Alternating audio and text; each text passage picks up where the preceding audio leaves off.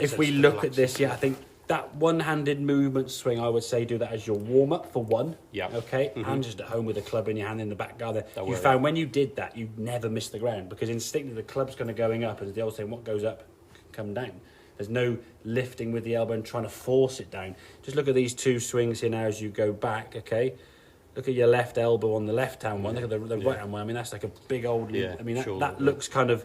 That position there looks a bit awkward, where that one there's sort of a hinge and softening of the left wrist. The left arm's starting to bend a smidgen, okay? But at least this elbow now is sort of staying under control. This one here, higher than your hands, is just... It's, well, almost impossible at the goal point, as you can see when you come back to the goal pool here now. We just sort of swipe over the top because you look how bent your arms are there now. You're going from up here, if the arm is lifting up here and bending... How do you straighten your arm? As you come back down now, if you straighten it, you'd be doing this. I mean, just slam it in the ground. So if the arm goes back here and softens its hinging, now it can unhinge and do this. So I can straighten my arm back to impact. But if I take it and do this, if I straighten it, it's going to go in the wrong all over the place. So you're really going to struggle there striking the ball as we saw over the top.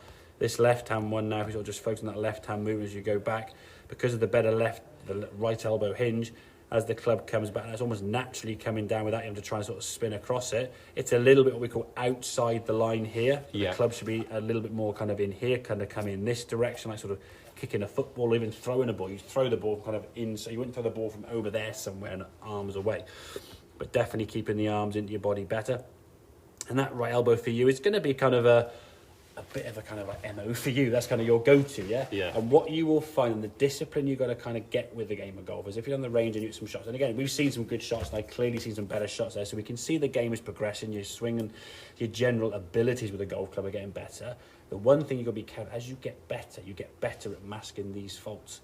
So when you do that, you can still hit some reasonable shots. But then you're then playing golf either like perfect or terrible, perfect, terrible, rather than being good, okay, not so bad, and good, and not so bad, and good, rather than one extreme to the next. Which is what a lot of people who are probably more self-taught, they say they go have a great game or they have a bad game or this shot or that. Exactly. And that's probably for that reason, you know. Exactly. I mean, generally speaking, if I go on a golf course and play, I would look to try and shoot within... A good round would be X and a bad round would be sort of like 6-7 shots more.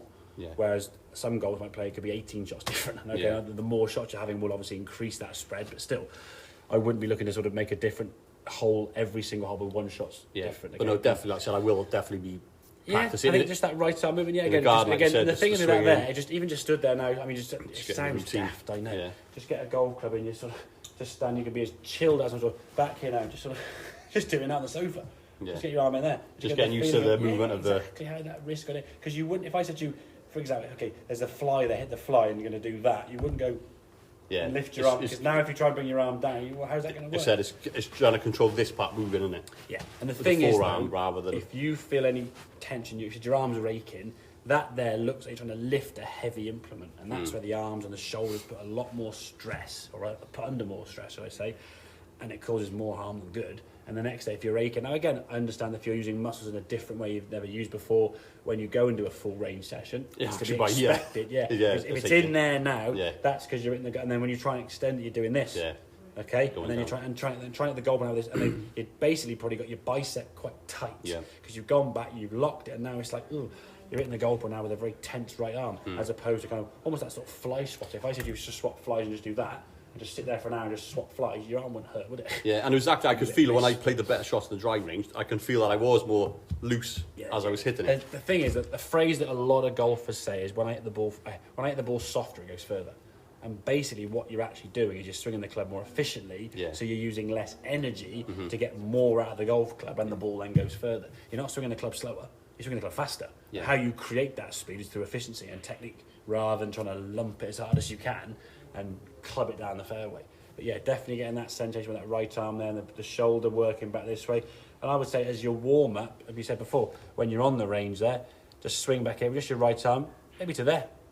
Just get a swing back to there, just back and through, just from sort of there, back and through, small little swings, just hitting this way, not trying to whack it far, just get a small little connection with the ground and just get that club just sort of striking the ground consistently back and forth. And basically learn what your dominant arm wants to do. Because that's the strong arm. That's what your arm knows what to do. It's going to control that right arm there now, control the face of that golf club. If it's going back and lifting like this, it's going to be really difficult to control that club. And again, you've certainly got better but their tendencies are when this swing here on the right hand side we saw where you missed the ball came 2 shots after, or actually came a shot after the 2 shots you had that pinged off the sideboard.